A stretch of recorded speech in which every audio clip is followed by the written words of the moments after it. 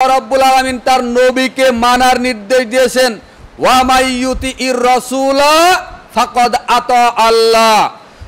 যে ব্যক্তি রাসূলকে, আমার নবী মুহাম্মদকে যে মান্য করলো, যে মেনে চললো, ওই ব্যক্তি স্বয়ং আমি আল্লাহকেই মান্য করলো। বলুন সুবহানাল্লাহ। তাহলে সূরা আন-নিসা ৮০ নম্বর আয়াত। এরপরে আপনি যে আমল করবেন, আমল কবুল হওয়ার জন্য শর্ত হলো রাসূল সাল্লাল্লাহু আলাইহি সাল্লামকে মান্য করতে হবে।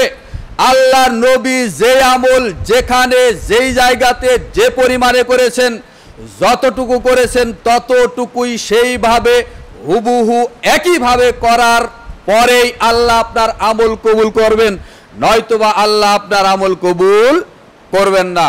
আল্লাহ রাব্বুল আলামিন সূরা মুহাম্মদ ৪৭ নম্বর সূরার ৩৩ নম্বর আয়াত খুলে দেখুন। আল্লাহ রাব্বুল আলামিন বলেন, ইয়া আইয়ুহাল্লাযীনা আমানু, হে দুনিয়ার ঈমানদারগণ, আতিউল্লাহ, তোমরা আল্লাহর আনুগত্য করো, ওয়া আতিউর রাসূল, এবং তোমাদের রাসূলের আনুগত্য করো, ওয়ালা তুবতিলু আমালাকুম, এবং তোমাদের আমল সমূহ, তোমাদের নেকি সমূহ নষ্ট করো না। সূরা মুহাম্মাদের ৩৩ নম্বর আয়াতে আল্লাহ রাব্বুল আলামিন দুটি কথা উল্লেখ করেছেন। এক, তোমরা আল্লাহর আনুগত্য করো। আল্লাহ কোরআনে আয়াত নাজিল করে বলছেন, আল্লাহ নিজেই বলছেন যে আল্লাহ কোরআন নাজিল করেছেন, হাদিস নাজিল করেছেন। ওই আল্লাহ কোরআনুল কারিমে বলছেন যে, হে দুনিয়ার মানুষ, যারা তোমরা আমার উপরে ঈমান এনেছো, তারা আমার আনুগত্য করো এবং আমার রাসূলের আনুগত্য করো। তৃতীয় বাক্যে আল্লাহ বললেন, ওয়ালা তুবতিলু আমালাকুম, তোমাদের আমল সমূহ নষ্ট করো না। অর্থাৎ এই আয়াতের ব্যাখ্যা আপনি কিভাবে নেবেন? মুহাদ্দিস উলামায়ে কেরাম এই আয়াতের ব্যাখ্যা করেছেন, আল্লাহর আনুগত্য করো মানে আল্লাহর সাথে কাউকে শরীক সাব্যস্ত করো না। দুই, আল্লাহর নবীর আনুগত্য করো মানে, রাসূলের আনুগত্য করো মানে রাসূলের রেখে যাওয়া সুন্নাতের মধ্যে, দ্বীনের মধ্যে কোনো বেদাতি আমল তোমরা করো না। যদি করো, আল্লাহর আনুগত্য করতে গিয়ে, আল্লাহর নবীর আনুগত্য করতে গিয়ে যদি শিরক বিদআত মিশ্রিত আমল কেউ করে, একটু আমলে যদি কম বেশি করে, তৃতীয় বাক্যে আল্লাহ বলেছেন, ওয়ালা তুবতিলু আমালাকুম, তোমাদের আমল সমূহ নষ্ট করো না। অর্থাৎ এই দুইজন, একজন সৃষ্টিকর্তা আরেকজন সৃষ্টি মাখলুক, এই দুইজনের আনুগত্য করতে গিয়ে যদি আপনি 19-20 করেন, তাহলে আপনার যত আমল অতীতে করেছেন সমস্ত আমল বরবাদ হয়ে যাবে, নষ্ট হয়ে যাবে। তাহলে সূরা মুহাম্মাদের 33 নম্বর আয়াত দ্বারা মুনকিরিনে হাদিস, যারা হাদিস অস্বীকার করে, বুঝলাম হাদিস তোমরা মানবা না, ভালো কথা, তাহলে কোরআনের আয়াত তোমরা মানবা, কোরআনটাই মানবা। তো কোরআনের এই আয়াতগুলো তোমাদের চোখে পড়ে না? তোমাদের চোখে শয়তান পেশাব করে দিয়েছে, পড়বে বা কি করে? তোমরা আল্লাহর নবীকে ভালোবাসতে চাও না, অথচ যেই কোরআন পড়ছো তোমরা, সেই কোরআনে শত শত আয়াত আছে যেখানে আল্লাহ নিজেই তার নবীকে মানার নির্দেশ দিয়েছেন। আল্লাহ রাব্বুল আলামিন অন্যত্র বলেন, সূরা আন-নিসা 59 নম্বর আয়াত খুলে দেখুন। আল্লাহ রাব্বুল আলামিন বলেছেন, ইয়া আইয়ুহাল্লাযীনা আমানু, হে দুনিয়ার ঈমানদারগণ, আতিউল্লাহ ওয়া আতিউর রাসূল, তোমরা আমার আনুগত্য করো এবং আমার রাসূলের আনুগত্য করো। ওয়া উলুল আমরি মিনকুম, এবং তোমাদের মধ্যে যারা নেতা রয়েছে, যারা আমির রয়েছে, তাদেরকে মান্য করো। এই কথা বলার পরেই আল্লাহ রাব্বুল আলামিন বলছেন, যদি আমিরকে মানতে গিয়ে, আল্লাহর আনুগত্য করতে গিয়ে, আল্লাহ রাসূলের আনুগত্য করতে গিয়ে, আমিরের আনুগত্য করতে গিয়ে, নেতার আনুগত্য করতে গিয়ে যদি মতানৈক্যের সৃষ্টি হয়, যদি তোমরা বুঝতে পারো যে বৈপরীত্যের দেখা দিয়েছে, মতানৈক্যের দেখা দিয়েছে, আল্লাহ রাব্বুল আলামিন পরের বাক্যে বলেছেন, ফা ইন তানাযাতুম ফি শাইইন ফারুদ্দুহু ইলাল্লাহি ওয়া রাসূল, তাহলে ওই বিষয়টাকে, ওই আমলটাকে তোমরা আল্লাহর কোরআনের সাথে মিলাও আর রাসূলের হাদিসের সাথে মিলাও। বলুন সুবহানাল্লাহ। তাহলে এই আয়াতের মধ্যেও আল্লাহ তার নিজের প্রিয় নবী মুহাম্মদুর রাসূলুল্লাহ সাল্লাল্লাহু আলাইহি ওয়াসাল্লামকে মানতে বলেছেন। পরের বাক্যে আল্লাহ রাব্বুল আলামিন বলেন, ওয়া ইন কুনতুম তুমিনুনা বিল্লাহি ওয়াল ইয়াউমিল আখির, যদি তোমরা ঈমানদার হও, যদি তোমরা পরকালে বিশ্বাসী হও, তবেই তোমরা আল্লাহ এবং তার রাসূলের আনুগত্যটা মেনে নাও। সূরা আন-নিসা 59 নম্বর আয়াত খুলে দেখেন। তাহলে রাসূলকে মানতে হবে, রাসূলের ইত্তেবা করতে হবে। এই হুকুম কার? চিৎকার দিয়ে বলেন কার? তাহলে এই আয়াতগুলি যারা বলে যে আমরা হাদিস মানবো না, শুধু কোরআন মানবো না, তো ওরা কি কোরআন মানে? কথা বুঝেননি? ওরা কি কোরআন মানে? যদি কোরআন মেনে চলতো তাহলে এই হতভাগা, এই জ্ঞান পাপী এই ব্যক্তিরা কখনো বলতো না যে আমরা হাদিস মানবো না, শুধু কোরআন মানবো। নাউজুবিল্লাহ মিন যালিক।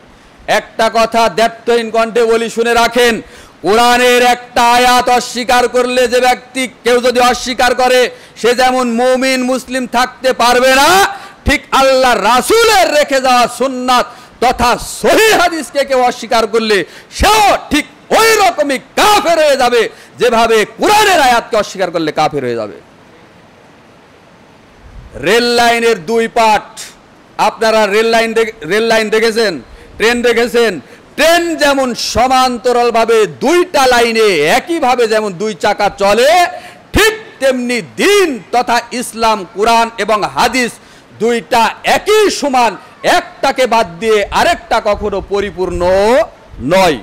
আমি একটু পরে বলবো ইনশাল্লাহ। তো আল্লাহ রাব্বুল আলামিন কুরআনুল কারিমে একাধিক আয়াতে তার প্রিয় নবী মুহাম্মদ সাল্লাল্লাহু আলাইহি সাল্লামকে মানার কথা বলেছেন। আল্লাহ রাব্বুল আলামিন সূরা হাশর 7 নম্বর আয়াত খুলে দেখুন।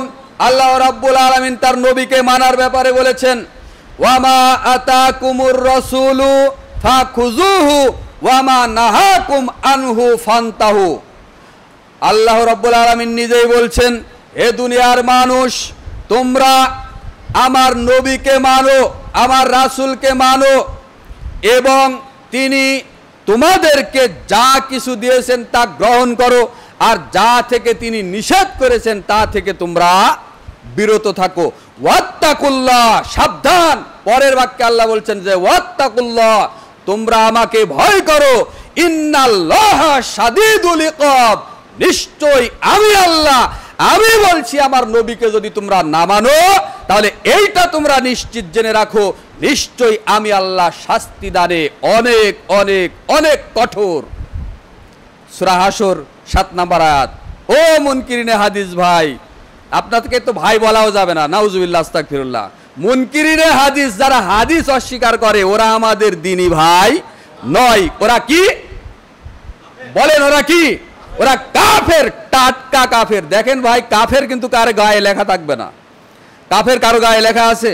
ইহুদি খ্রিস্টানরা কি কাফের? তো ওদের গায়ে কি কাফের লেখা আছে? দাজ্জাল যখন বের হবে, দাজ্জাল, কানা দাজ্জাল বের হবে, আপনারা হাদিস শুনেননি? এই দাজ্জালের কপালে 3টা অক্ষর লেখা থাকবে, কাফ, ফা আর র। কাফের, এই 3টা শব্দ দাজ্জালের কপালে লেখা থাকবে। দাজ্জাল ব্যতীত পৃথিবীর কোনো মানুষের শরীরে কোনো জায়গাতে কাফের শব্দটা লেখা থাকবে না। তাই বলে বলতে চাচ্ছেন যে আপনি কাফের নাই? হ্যাঁ, আবু জেহেল কি ছিল? নমরুদ কি ছিল? ফেরাউন কি ছিল? তো ওদের গায়ে, ওদের চামড়ায় কি লেখা ছিল যে ওরা কাফের?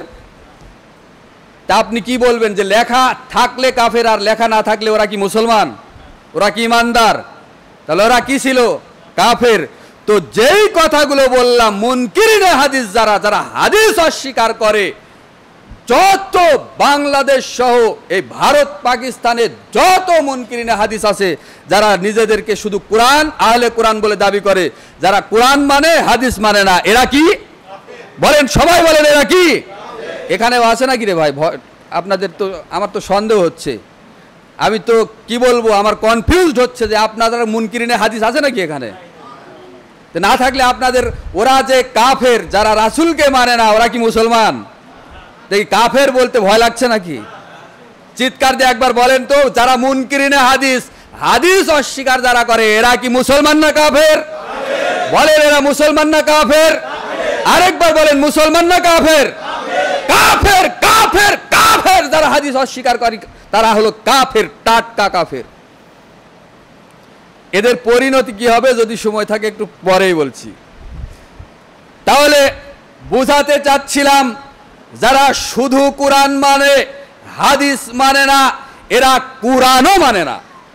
তাহলে কোরআন মানে, যতগুলো আয়াত বললাম কোরআন থেকে দলিল দিলাম, ওদের কোরআন থেকেই দিলাম। তাহলে কোরআনের আয়াত বলছে আল্লাহর নবীকে মানতে, রাসূলকে মানতে। যারা মানে না তারা কি এই কোরআন মানছে? আবার প্রত্যক্ষভাবে হোক বা পরোক্ষভাবে হোক, এরা ঘুরে ফিরে আবার ওই কোরআনকে অস্বীকার করছে। আলঘিরাতে মালঘিরা, ঘুরে ফিরে ওই ঘিরা, মানে যেই লাউ হেই কদু। হাদিস অস্বীকার করতে গিয়ে হাদিসের মধ্যে জাল জয়ীব আছে, এইটাকে খুঁড়ে বের করতে গিয়ে ওরা নিজেরা কোরআনকে আবার অস্বীকার করছে। নাউজুবিল্লাহ মিন যালিক। আল্লাহ রাব্বুল আলামিন অন্যত্র বলেন, সূরা আন-নিসা 65 নম্বর আয়াত, যারা আল্লাহর নবীকে মানবে না তাদের ব্যাপারে আল্লাহ কুরআনুল কারিমে বলেন, মহান আল্লাহ বলেন, ফালা ওয়া রাব্বিকা লা ইউমিনুনা হাত্তা ইউহাক্কিমুকা শাজা বাইনাহুম ফিমা শাজারা বাইনাহুম।